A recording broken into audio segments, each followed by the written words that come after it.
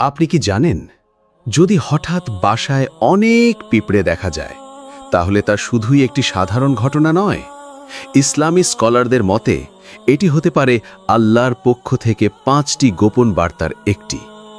আসসালামু আলাইকুম প্রিয় দর্শকগণ, আপনারা হয়তো জানেন না, পবিত্র কোরআনে এমন একটি সম্পূর্ণ সূরা রয়েছে যা শুধুমাত্র পিঁপড়ে নিয়ে অবতীর্ণ হয়েছে।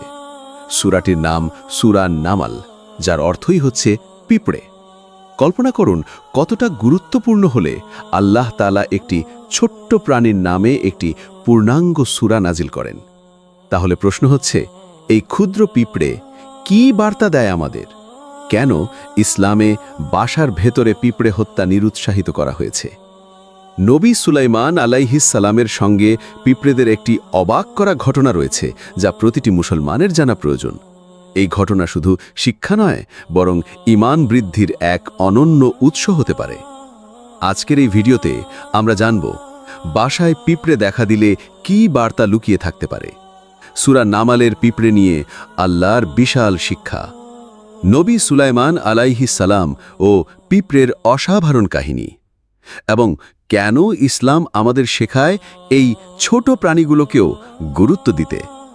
ইনশাআল্লাহ গল্পের শেষে আপনি বুঝতে পারবেন কেন এই ছোট্ট পিঁপড়ে আল্লাহর দৃষ্টিতে এত গুরুত্বপূর্ণ এবং এর পেছনে লুকানো রহস্য কি। চলুন শুরু করা যাক।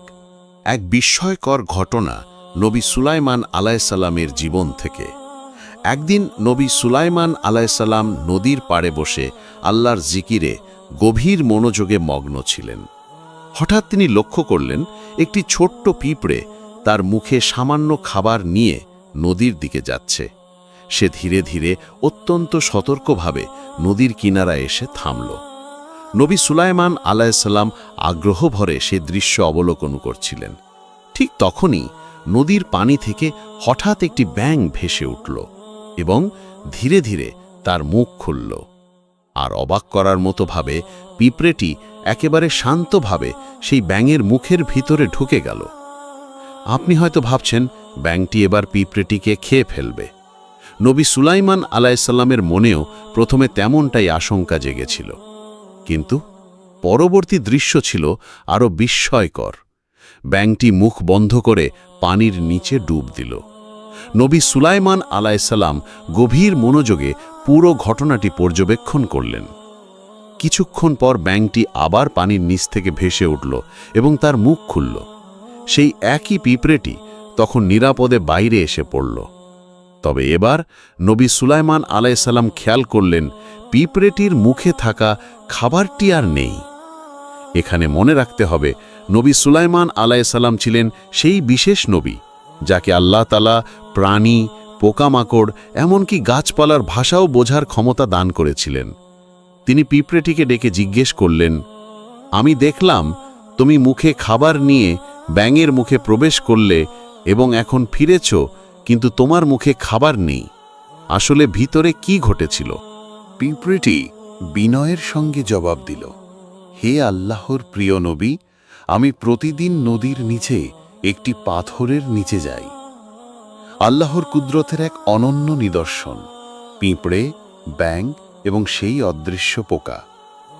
পিঁপড়েটি নবী সুলাইমান আলাইহিসসালামকে বিনয়ের সঙ্গে বলতে লাগল, হে আল্লাহর নবী, নদীর নিচে এক পাথরের নিচে একটি ছোট্ট কৃমি বাস করে।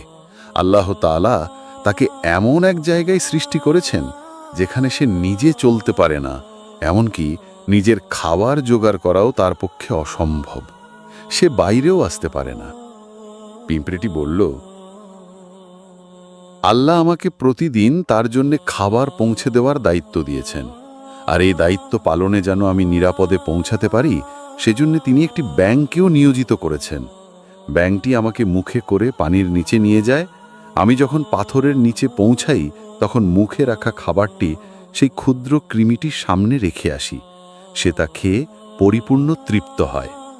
এরপর ব্যাঙটি আবার আমাকে নিরাপদে নদীর তীরে ফিরিয়ে নিয়ে আসে। নবী সুলাইমান বিস্মিত হয়ে জিজ্ঞেস করলেন, তুমি যখন ওই কৃমিটিকে খাবার দাও, তখন কি সে কিছু বলে? পিঁপড়েটি বলল, জি হ্যাঁ, হে আল্লাহর রাসূল, সে সবসময় একটি কথা বলে যা শুনলে হৃদয় কেঁপে ওঠে। সে বলে, রহমতশীল ও রিজিকদাতা আল্লাহ, যিনি আমাকে এই গহন পানির নিচেও ভুলে যাননি, তিনি কিভাবে সেই মানুষ জাতিকে ভুলে যাবেন যাদের তিনি নিজের হাতেই সৃষ্টি করে শ্রেষ্ঠত্ব দিয়েছেন? এই কথা শুনে নবী সুলাইমান আলাইহিসসালাম আবেগে বিহ্বল হয়ে গেলেন। সত্যি আল্লাহর রহমত কত বিশাল! তিনি তার কোনো সৃষ্টি যতই ছোট বা লুকানো হোক না কেন, তাকে রিজিক দিতে কখনো ভুলে যান না। আরও একটি ঘটনার কথা বলা আছে পবিত্র কুরআনে। একদিন নবী সুলাইমান আলাইহিসসালাম তার বিশাল বাহিনী নিয়ে অগ্রসর হচ্ছিলেন। ঠিক তখনই একটি পিঁপড়ে আশপাশের পিঁপড়েগুলোকে সতর্ক করে বলল, হে পিঁপড়েরা, তোমরা দ্রুত নিজেদের গর্তে ঢুকে পড়ো, না হলে সুলাইমান এবং তার বাহিনী তোমাদের অজান্তেই পিষে ফেলবে। নবী সুলাইমান আলাইহিসসালাম সেই পিঁপড়ের কথা শুনলেন এবং মুচকি হেসে আল্লাহর কাছে শুকরিয়া আদায় করে বললেন, হে আমার প্রভু, আপনি যেহেতু আমাকে এই ক্ষুদ্র প্রাণীর ভাষা বোঝার ক্ষমতা দিয়েছেন, অনুগ্রহ করে আমাকে আপনার সৃষ্টি জাতির প্রতি সদাচরণ ও ন্যায়পরায়ণ থাকার তৌফিক দিন। প্রিয় দর্শক, এই ঘটনাগুলো আমাদের একটি গভীর শিক্ষা দেয়। আল্লাহ তাআলা কারো রিজিক দেওয়া থেকে বিরত থাকেন না। যত ছোট, দুর্বল বা অজানা হোক না কেন কোনো প্রাণী, তার রিজিকের ব্যবস্থা আল্লাহই করেন, কখনো একটি পিঁপড়ের মাধ্যমে, কখনো একটি ব্যাঙের মাধ্যমে। ইসলামী পণ্ডিতদের মতে যদি কোনো ঘরে হঠাৎ নিয়মিত পিঁপড়ে দেখা যায়, সেটিও হতে পারে আল্লাহর পক্ষ থেকে একটি ইশারা, বরকতের এবং রিজিকের আগমনের নিদর্শন। কেননা যেখানে পিঁপড়ে আসে, অনেক সময় সেখানেই আল্লাহর রিজিক বৃদ্ধি করে দেন। আসুন আমরা আমাদের সৃষ্টিকর্তার এই অপার কুদরতের প্রতি বিশ্বাস রাখি আর তার প্রতি কৃতজ্ঞ থাকি। পিঁপড়ের উপস্থিতি বিরক্তি নয়, বরং বরকতের নিদর্শন। প্রিয় দর্শক, আমরা অনেক সময় ঘরে পিঁপড়ে দেখলেই বিরক্ত হই, ভাবি কিভাবে মেরে ফেলব কিংবা কোন কীটনাশক ব্যবহার করব। অথচ ইসলামী দৃষ্টিভঙ্গি ও প্রাচীন বিশ্বাস অনুযায়ী ঘরে পিঁপড়ের উপস্থিতি সবসময় খারাপ কিছু বোঝায় না, বরং এটি হতে পারে এক মহান ইশারা, আল্লাহর পক্ষ থেকে আশার বার্তা। ঘরে পিঁপড়ে দেখা গেলে কি বোঝা যায়? পিঁপড়ে যদি নিজে থেকেই ঘরে আসতে শুরু করে, বিশেষ করে তারা যদি সংগঠিতভাবে চলাফেরা করে, তাহলে অনেক সময় তা রিজিক, বরকত ও অর্থনৈতিক স্বস্তির ইঙ্গিত দেয়। আপনি যদি দেখেন পিঁপড়ে ডিম বহন করছে, তাহলে এটিকে অত্যন্ত শুভ লক্ষণ মনে করা হয়। এটি রিজিক বৃদ্ধির ও শান্তিময় জীবনের ইঙ্গিত। যদি কালো পিঁপড়ে দেখা যায় আপনার চাল বা খাবার সংরক্ষণের জায়গা থেকে বের হতে, তবে এটিও একটি গুরুত্বপূর্ণ ইশারা। এটি হতে পারে হঠাৎ আর্থিক লাভ, পুরনো পাওনা ফিরে পাওয়া বা কোনো অব্যাহত আশা পূরণের নিদর্শন। আপনি যদি দেখেন পিঁপড়ে ঘুরছে গয়নার বাক্সে, তাহলে প্রাচীন বিশ্বাস অনুযায়ী এটি ইঙ্গিত করে আপনি শিগগিরই স্বর্ণ, দামি অলংকার বা মূল্যবান কিছু পেতে পারেন।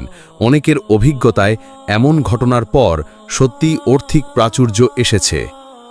পিঁপড়ে আর দিক নির্দেশনা। পিঁপড়ে যদি দেখা যায় ঘরের উত্তর দিকে, তাহলে এটি ধরা হয় আসন্ন সুখ, মানসিক শান্তি ও পারিবারিক সৌহার্দ্যের প্রতীক। ইসলামী ব্যাখ্যায় উত্তর দিককে শুভ ও বরকতময় বলা হয়েছে। আর যদি ঘরের পশ্চিম পাশে পিঁপড়ে চলাফেরা করতে দেখা যায়, তখন একে অনেক সময় ইঙ্গিত হিসেবে ধরা হয় বিদেশ ভ্রমণ, নতুন সুযোগ বা উন্নত ভবিষ্যতের শুরুর ইঙ্গিত। তবে একটি কথা সবসময় মনে রাখা উচিত, আমরা অনেক সময় না জেনে পিঁপড়েদের নির্মমভাবে মেরে ফেলি, অথচ যতক্ষণ না তারা বিষাক্ত, ক্ষতিকর কিংবা আমাদের খাবার নষ্ট করছে, ততক্ষণ তাদের হত্যা ইসলামী দৃষ্টিতে নিরুৎসাহিত করা হয়েছে। কারণ তারাও আমাদের মতোই আল্লাহর সৃষ্ট প্রাণী, তাদের রিজিকও তিনিই দেন। পিঁপড়ের দোয়া এক হৃদয় ছোঁয়া ঘটনা নবী সুলাইমান আলাইহিসসালামের যুগ থেকে। একটি প্রামাণ্য ইসলামী বর্ণনা অনুযায়ী একবার নবী সুলাইমান আলাইহিসসালাম কিছু মানুষকে নিয়ে বৃষ্টির জন্য দোয়া করতে বের হয়েছিলেন। চারদিকে খরা, পানির অভাব, মানুষ কষ্টে, সবাই আল্লাহর কাছে রহমতের বৃষ্টি কামনা করছিল। ঠিক সেই সময়ে পথের ধারে তিনি একটি বিস্ময়কর দৃশ্য দেখলেন। একটি পিঁপড়ে তার পিঠের উপর শুয়ে আছে, ছোট্ট পা দুটি আকাশের দিকে তুলে আল্লাহর কাছে আকুতি করছে। পিঁপড়েটি বলছিল, হে সকল জগতের পালনকর্তা, আমরাও তো আপনার সৃষ্টি, আমাদেরও বেঁচে থাকার অধিকার আছে। যদি আপনি বৃষ্টি না দেন তবে আমরা তো অনাহারেই মরে যাব। এই ক্ষুদ্র প্রাণীর হৃদয় ভাঙা দোয়া শুনে নবী সুলাইমান আলাইহিস সাল্লাম বিহ্বল হয়ে পড়লেন। তিনি তার সাথীদের বললেন, চলুন, আমাদের আর এগিয়ে যাওয়ার প্রয়োজন নেই। আল্লাহর রহমত এই পিঁপড়ের দোয়ার কারণেই বর্ষিত হবে। আমাদের দোয়া অপেক্ষা এই দোয়াটি আল্লাহর দরবারে কবুল হয়ে গেছে। প্রিয় ভাই ও বোনেরা, এই ঘটনা আমাদের এক মহান সত্যের দিকে নিয়ে যায়। আল্লাহর প্রতিটি সৃষ্টি, হোক তা ক্ষুদ্র পিঁপড়ে কিংবা বিশাল আকাশের তারা, তারা সবাই আল্লাহর জিকির করে, তাকে স্মরণ করে। আর আমরা তো সেই মানবজাতি যাকে আল্লাহ সবচেয়ে সম্মানিত করে সৃষ্টি করেছেন। তবুও আমরা দুনিয়ার মোহ, ব্যস্ততা আর ব্যর্থ আকাঙ্ক্ষায় এতটাই ডুবে আছি যে নিজের রবের দিকে তাকানোর পর্যন্ত সময় পাই না।